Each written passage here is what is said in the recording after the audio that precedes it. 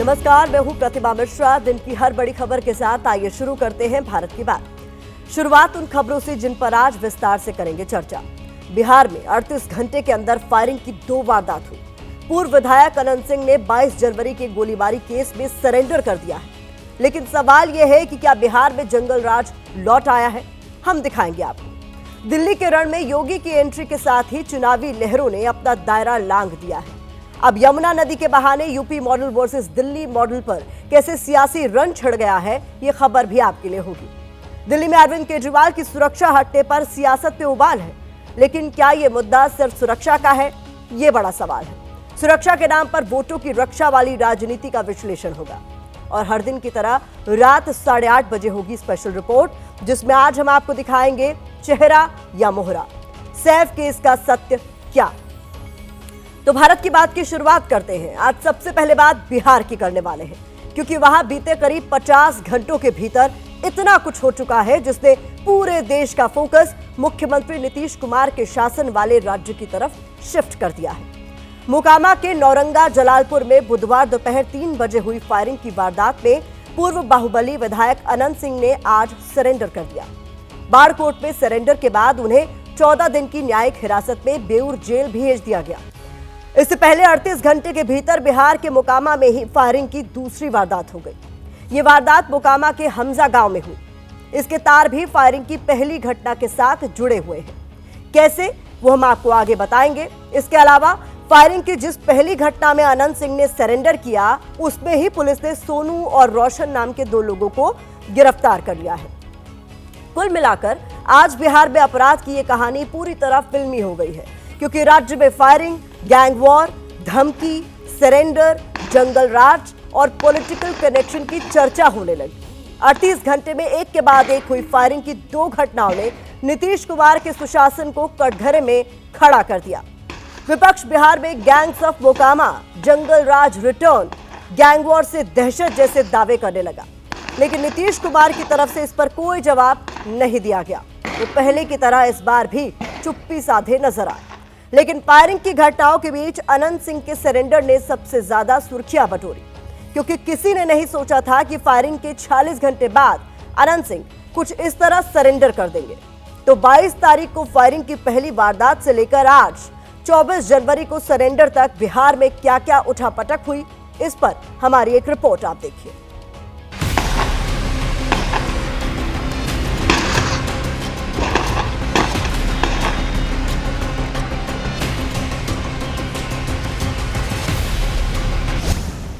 बिहार के पूर्व बाहुबली विधायक अनंत सिंह एक बार फिर सलाखों के पीछे पहुंच गए हैं।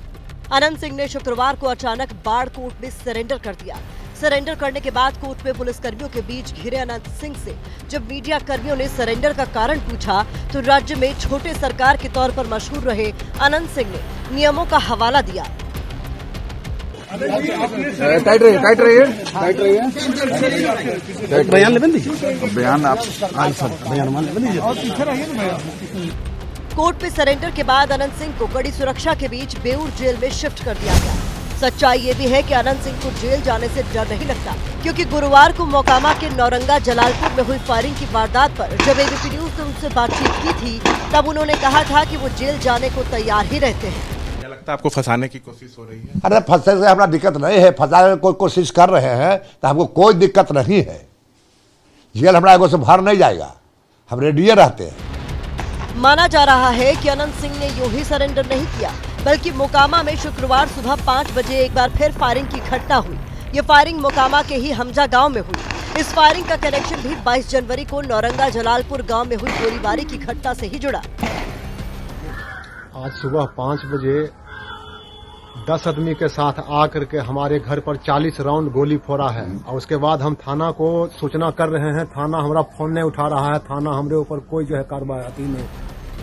क्योंकि दोनों के केंद्र में सोनू और मोनू का पूर्व मुंशी मुकेश है। बुधवार को भी सोनू मोनू गैंग और अनंत सिंह के समर्थकों के बीच मुकेश कुमार को लेकर ही फायरिंग हुई थी। शुक्रवार 24 जनवरी को पूर्व मुंशी के घर पर करीब 40 राउंड फायरिंग का दावा किया गया, जबकि 22 जनवरी बुधवार को 70 राउंड फायरिंग की बात कही गई थी।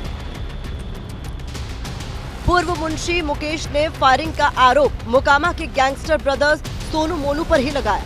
यहाँ बताना जरूरी है कि सोनू मोनू गैंग और अनंत सिंह के बीच पुरानी अदावत है। सुबह हमें 5 बजे वो 10 आदमी के साथ आए। कौन आए? सोनू मोनू अच्छा। 10 आदमी के साथ आए और गाली गलौज करने लगे और उसके बाद कहे घरा से जल्दी निकल। राइफल से वहाँ खिड़की के अथी भी मारे हैं कि घर में जो सोया हुआ है सबको मार दो। और उसके बाद जो है वो कह के गए और कुछ आदमी गोली चला रहे थे, कुछ आदमी जो है टॉर्च से खोखा को भी चुन रहे थे। जो जहाँ तक उनको खोखा मिला कुछ जो खोखा यहाँ है सो पड़ा हुआ है। 15 से 18 राउंड गोली फोड़े हैं यहाँ। हम लोग साक्ष्य संग्रह कर रहे हैं, अपराध कर्मियों को चिन्हित कर रहे हैं और सोनू की गिरफ्तारी हो गई है। यहाँ पर पुलिस कैंप कर रही है। विधि व्यवस्था की स्थिति सामान्य है और हम लोग जो भी इस घटना में शामिल है या पूर्व की घटनाओं में सभी के विरुद्ध कठोर विधि सम्मत कार्रवाई होगी। फायरिंग की दूसरी वारदात तब हुई जब पहली घटना को लेकर पुलिस लोगों की धरपकड़ कर रही थी। अनंत सिंह के सरेंडर से पहले पुलिस ने देर रात सोनू को गिरफ्तार कर लिया था। गोलीबारी की घटना में हुई 4 FIR में से 2 में सोनू मोनू को आरोपी बनाया गया था। पुलिस के सामने आत्मसमर्पण कर दिया। आत्मसमर्पण जी, पुलिस आती है घर पर, आत्मसमर्पण किए हैं। इसके अलावा अनंत सिंह के करीबी रोशन सिंह की भी गिरफ्तारी की गई। सोनू मोनू की मां की तरफ से दर्ज कराई गई FIR में रोशन कुमार को आरोपी बनाया गया है। 38 घंटों में मोकामा के अंदर ही फायरिंग की 2 वारदातों से नीतीश सरकार के सुशासन पर सवाल उठ रहे थे, क्योंकि विपक्ष आरोप लगा रहा था कि बिहार में अपराध की बहार है क्योंकि नीतीश कुमार है। माना जा रहा है कि कानून व्यवस्था पर उठ रही आवाज़ों को शांत करने के लिए अनंत सिंह को सरेंडर कराया गया। अनंत सिंह ने आज भले ही फायरिंग की वारदात में सरेंडर कर दिया हो, लेकिन पहले उन्होंने दावा किया था कि वो मुकेश कुमार की फरियाद पर सोनू मोनू से बात करने पहुंचे थे। लेकिन यहां फायरिंग होने लगी, जबकि सोनू सिंह का दावा था कि अनंत सिंह ने आपराधिक प्रवृत्ति के चलते फायरिंग को अंजाम दिया। इस बीच बिहार बीजेपी के नेता ललन सिंह के एक पोस्ट से मामले में नया ट्विस्ट आ गया है। ललन सिंह भी बिहार के बाहुबली नेता माने जाते हैं और उनकी पत्नी सोनम देवी अनंत सिंह की पत्नी नीलम देवी के खिलाफ विधानसभा का उपचुनाव भी लड़ चुकी है। ललन सिंह ने फेसबुक पर पोस्ट कर दावा किया है कि अनंत सिंह ने सुरक्षा पाने की चाहत में खुद अपने ऊपर फायरिंग करवाई है। दूसरी तरफ बिहार में 38 घंटों के भीतर हुई फायरिंग की 2 अलग अलग वारदातों को लेकर विपक्ष नीतीश सरकार पर सवाल उठा रहा है। आरजेडी समेत विपक्षी पार्टियां बिहार में जंगल राज के आरोप लगा रही हैं, लेकिन नीतीश कुमार कुछ नहीं बोल रहे। शुक्रवार को वो बिहार के पूर्व मुख्यमंत्री भारत रत्न कर्पूरी ठाकुर की जयंती पर उन्हें पुष्पांजलि अर्पित करने पहुंचे थे। इस दौरान पत्रकारों ने उनसे बिहार की कानून व्यवस्था को लेकर सवाल किया, लेकिन नीतीश कुमार ने कुछ भी नहीं कहा। हाथ जोड़कर चुप्पी के साथ गाड़ी में सवार हो गए और उनकी चुप्पी एक बार फिर से चर्चा का विषय बन गई।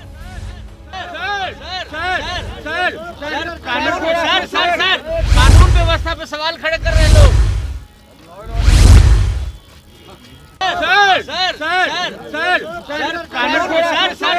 कानून व्यवस्था पे सवाल खड़े कर रहे हैं लोग।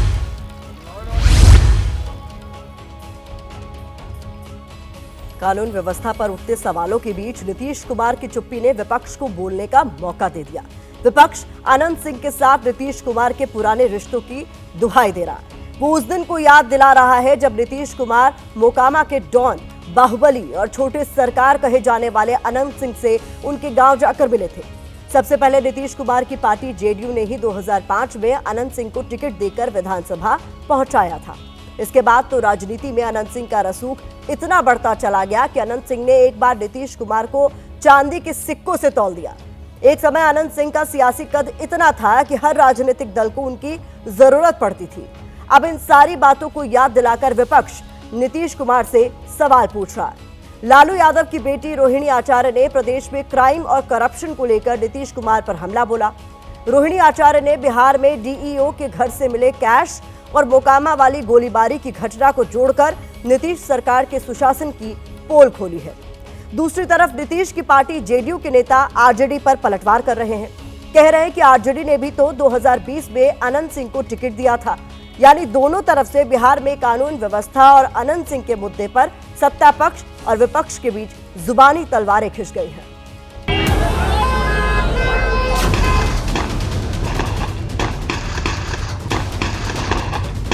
जंगल राज इस राज्य में नहीं आएगा। जो भी अपराधी होगा नीतीश कुमार के राज में उसे सजा दो। मुख्यमंत्री जो है अचेत हो चुके हैं। अब जो है अपराध जो है आदत हो गई है और भ्रष्टाचार जो है शिष्टाचार हो चुका है। माननीय मुख्यमंत्री जी इस घटना पे चुप्पी है। सब बेकार है। इन लोगों को ऐसे ही कुछ बोलते रहना, इन लोगों को बोलते रहना। कानून व्यवस्था तो उनके पिताजी पूरा बिहार का दुरुस्त कर दिए थे। ऐसा दुरुस्त किए थे बिहार में कि अपहरण का उद्योग चलता था। सरकार नाम की चीज है ही नहीं। तीसरी तरफ थानेदार बैठ के मजे ले रहे हैं। तो हम सरकार से जानना चाहेंगे कि सरकार दोनों गोली चलाने वाले में से किसके साथ है। सरकार की निगाहें हैं, गलत करने वाले बचेंगे नहीं। ईमानदारी के साथ प्रशासन भी लगा हुआ है।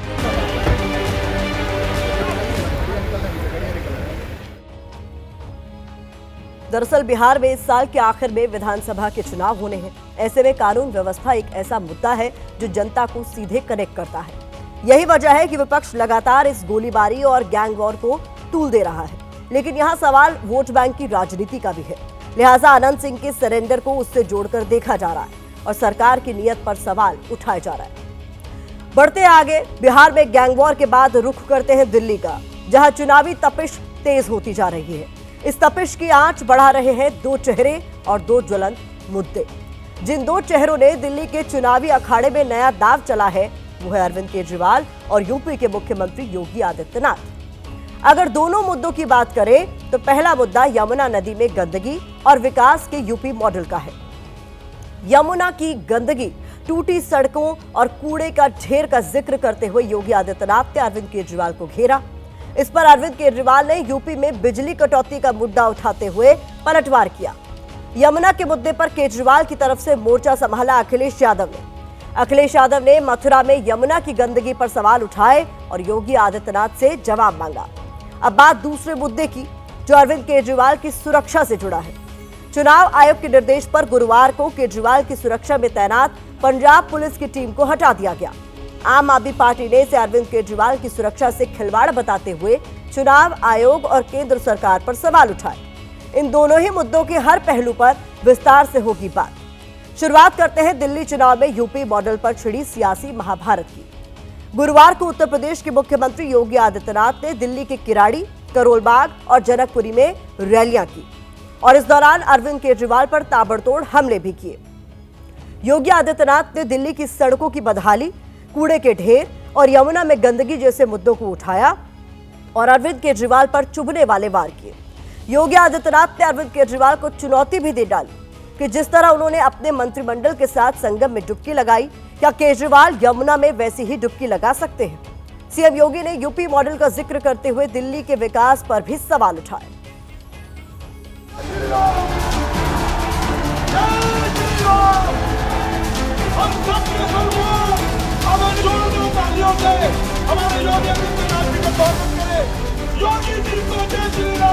अगर एक मुख्यमंत्री के रूप में मैं और मेरे मंत्रीगण प्रयागराज के संगम में स्नान कर सकते हैं, श्री अरविंद केजरीवाल जी से मैं पूछना चाहता हूं, क्या यमुना जी में वह भी अपने मंत्रियों के साथ जाकर के स्नान कर सकते हैं क्या? मैं योगी जी को चैलेंज करती हूं, मथुरा में बह रही यमुना मैया में एक बार अपनी कैबिनेट के साथ डुबकी लगा ले। उत्तर प्रदेश में डबल इंजन की सरकार है, ऊपर भी उनकी सरकार, नीचे भी उनकी सरकार। मैं बस उनसे ये पूछना चाहता हूँ, उत्तर प्रदेश में कितने घंटे के पावर कट लगते हैं, ये बता दे दिल्ली की जनता को। यूं तो चुनाव दिल्ली की सत्ता का है, लेकिन इस महादंगल में योगी आदित्यनाथ की एंट्री के बाद चुनाव की सरहद यूपी तक पहुंच गई है। गुरुवार को दिल्ली की चुनावी रैलियों में योगी आदित्यनाथ ने गंदगी, प्रदूषण, टूटी सड़कों और मैली यमुना का जिक्र करते हुए आम आदमी पार्टी की सरकार पर तीर चलाए, तो आम आदमी पार्टी ने जवाबी तलवार को मथुरा वृंदावन की ओर मोड़ दिया। दिल्ली को नरक बना दिया है। आम आदमी पार्टी की सरकार के कारनामों का पाप आज उत्तर प्रदेश के मथुरा, वृंदावन जैसी पावन नगरी और आगरा जैसी पर्यटन नगरी को ही भुगतना पड़ रहा है। सुप्रीम कोर्ट ने हाल ही में कहा कि उत्तर प्रदेश में बह रही यमुना जी का हाल नर्क से बदतर हो गया है और 60 करोड़ का फाइन लगाया। इतना झूठ बोलते हैं भाजपा। यमुना के मुद्दे पर वार पलटवार तेज हुआ तो अखिलेश यादव भी बहती धारा में कूद पड़े। केजरीवाल का पक्ष लेते हुए अखिलेश यादव ने योगी आदित्यनाथ को मथुरा में बहने वाली यमुना में डुबकी लगाने की चुनौती दे डाली। यमुना की सफाई का मुद्दा दिल्ली के चुनावी सीजन का फेवरेट टॉपिक है। हर पार्टी यमुना को साफ करने का वादा तो करती है, लेकिन चुनाव बीतते ही सारे वादे यमुना के गंदे पानी में बह जाते हैं और यमुना मैली की मैली रह जाती है। जब उत्तराखंड में यमुनोत्री का उद्गम होता है तब उसके पानी में ऑक्सीजन का लेवल न्यूनतम 11.2 मिलीग्राम प्रति लीटर होता है, जो कि हरियाणा पहुंचते पहुंचते न्यूनतम 6 मिलीग्राम प्रति लीटर तक पहुंच जाता है। दिल्ली पहुंचते पहुंचते यमुना की सांसें उखड़ जाती हैं और यहाँ यमुना के पानी में ऑक्सीजन लेवल 0.3 मिलीग्राम प्रति लीटर तक पहुंच जाता है। दिल्ली से निकलकर जब यमुना मथुरा पहुंचती है तो पानी में ऑक्सीजन की मात्रा न्यूनतम 4 मिलीग्राम प्रति लीटर हो जाती है। इसी तरह आगरा में ऑक्सीजन का स्तर न्यूनतम 6.6 मिलीग्राम प्रति लीटर तक होता है। यानी आंकड़ों की माने तो यमुना का सबसे बुरा हाल दिल्ली में ही है। केंद्रीय प्रदूषण नियंत्रण बोर्ड के मुताबिक यमुना की कुल लंबाई का सिर्फ 2% हिस्सा दिल्ली में पड़ता है, लेकिन नदी की गंदगी में सबसे ज्यादा हिस्सेदारी दिल्ली की है। यमुना का जो पानी जहरीला पानी हो गया, नाले गिरने का काम, एक 10 साल की सरकार को यमुना साफ करने का टाइम नहीं मिला तो आगे भी नहीं मिलेगा। यमुना की गंदगी के अलावा दिल्ली में विकास के मुद्दे पर भी योगी आदित्यनाथ ने आम आदमी पार्टी को घेरा, जिसके जवाब में आम आदमी पार्टी ने यूपी में शिक्षा, स्वास्थ्य और बिजली जैसी बुनियादी सेवाओं की बदहाली का मुद्दा उठाया। योगी आदित्यनाथ कह रहे हैं दिल्ली के विकास में रुकावट कोई अगर है तो केजरीवाल। योगी जी को मैं बताना चाहता हूं कि मेरे बगल में तो खोड़ा कॉलोनी है, उत्तर प्रदेश की है, वहाँ कितना बड़ा विकास आप जाकर देख लो।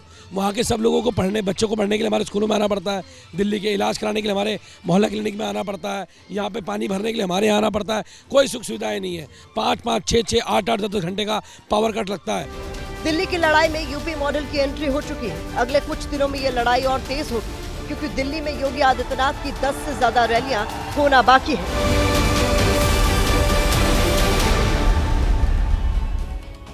अब बात उस दूसरे मुद्दे की जिसका जिक्र हमने पहले किया था, मुद्दा अरविंद केजरीवाल की सुरक्षा का। दरअसल आम आदमी पार्टी के संयोजक और दिल्ली के पूर्व मुख्यमंत्री अरविंद केजरीवाल को Z+ कैटेगरी की सिक्योरिटी मिली हुई है। इसके बावजूद उन्हें पंजाब पुलिस भी सुरक्षा दे रही थी, लेकिन चुनाव आयोग के निर्देश पर पंजाब पुलिस की सिक्योरिटी को हटा दिया गया है। इस फैसले ने दिल्ली में वार पलटवार का एक नया चैप्टर खोल दिया है।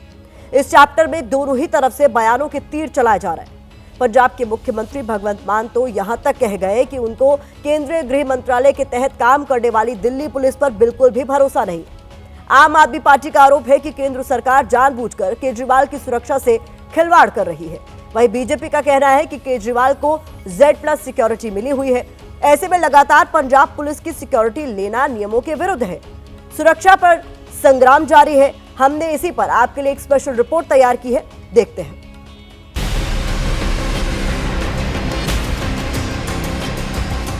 भारतीय जनता पार्टी और अमित शाह का एक ही मकसद है, किसी भी तरह से अरविंद केजरीवाल जी को खत्म कर देना।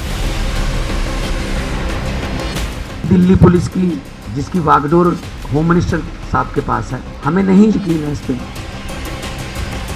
चुनाव आयोग के निर्देश पर अरविंद केजरीवाल की सिक्योरिटी में तैनात पंजाब पुलिस की टीम को हटाया गया तो दिल्ली पुलिस आम आदमी पार्टी के निशाने पर आ गई। ये प्योर और शुद्ध राजनीति है और मुझे खेद है कि सुरक्षा, पर्सनल व्यक्तिगत सुरक्षा को राजनीति के हवाले कर दिया गया है। कम से कम सेफ्टी एंड सिक्योरिटी पे राजनीति नहीं होनी चाहिए। आम आदमी पार्टी इसे राजनीतिक एंगल दे रही है तो वहीं बीजेपी पंजाब पुलिस की तैनाती पर सवाल कर रही है। राजनीतिक वार पलटवार को आगे विस्तार देंगे, लेकिन उससे पहले आपको बताते हैं कि दिल्ली के पूर्व मुख्यमंत्री अरविंद केजरीवाल को Z+ कैटेगरी की सुरक्षा मिली हुई है। Z+ कैटेगरी में सुरक्षा के लिए 55 से 60 जवान दिए जाते हैं, जो कि अलग अलग सुरक्षा घेरों में तैनात रहते हैं। ये जवान 24 घंटे केजरीवाल की सुरक्षा में तैनात रहते हैं। यात्रा के दौरान पायलट और एस्कॉर्ट व्हीकल का भी इंतजाम होता है। पायलट व्हीकल में भी 4 से 5 सुरक्षा कर्मी होते हैं। इतनी कड़ी सुरक्षा के बाद भी पंजाब पुलिस ने केजरीवाल की सिक्योरिटी में अपनी टीम लगा रखी थी, जबकि केंद्रीय गृह मंत्रालय का नियम है कि Z+ सिक्योरिटी वाले व्यक्ति को अगर किसी राज्य की ओर से अतिरिक्त सुरक्षा दी जाती है तो वो सिर्फ 72 घंटे के लिए होगी। लेकिन केजरीवाल को पंजाब सरकार की ओर से लगातार सिक्योरिटी दी जा रही थी। जिसके बाद चुनाव आयोग ने केजरीवाल की सुरक्षा में तैनात पंजाब पुलिस की टीम को हटाने का निर्देश दिया, लेकिन चुनाव आयोग का ये फैसला आम आदमी पार्टी को रास नहीं आ रहा। केजरीवाल की सुरक्षा भी हटा दी गई है। पंजाब पुलिस की एक टीम जो उनकी सुरक्षा में कार्यरत थी। ये बहुत दुखद है। मतलब एक राष्ट्रीय संयोजक का, आम आदमी पार्टी के नेता का, पूर्व मुख्यमंत्री का सुरक्षा हटानी, जिनको सुरक्षा थ्रेड है उनकी सुरक्षा हटा रही है। वो क्या करना चाहते हैं? क्या केजरीवाल की हत्या कराना चाहते हैं? वो आम आदमी पार्टी को क्रश नहीं कर पाए, खत्म नहीं कर पाए। अब उनकी कोशिश है कि वो कैसे भी करके अरविंद केजरीवाल जी की हत्या कराने का प्रयास करें। अरविंद केजरीवाल पर हुए हमलों की दलील देते हुए आम आदमी पार्टी ने चुनाव आयोग से पंजाब पुलिस की सिक्योरिटी रिस्टोर करने की मांग की है। वहीं बीजेपी का कहना है कि ऐसे गंभीर मसले पर आम आदमी पार्टी राजनीति कर रही है। अरविंद केजरीवाल जी कहते थे मैं सुरक्षा नहीं लूंगा। वो आज मुख्यमंत्री भी नहीं है। पंजाब के मुख्यमंत्री से ऊपर उनका नाम है Z+ सिक्योरिटी में। ऐसा कौन सा क्यों है? क्या ये सत्ता का दुरुपयोग नहीं? बगैर किसी पद पे रहे हुए इतनी ज्यादा सिक्योरिटी, क्या ये सही है? अरविंद केजरीवाल की सुरक्षा के मसले को तूल देने के पीछे आम आदमी पार्टी का राजनीतिक दांव हो सकता है, क्योंकि वो केजरीवाल की सुरक्षा के बहाने राजधानी की सुरक्षा पर सवाल उठा रही है। और राजधानी की सुरक्षा और पुलिस केंद्र सरकार की जिम्मेदारी है। यानी सवाल सुरक्षा का नहीं है, बल्कि सुरक्षा के बहाने केंद्र सरकार को घेरने का है।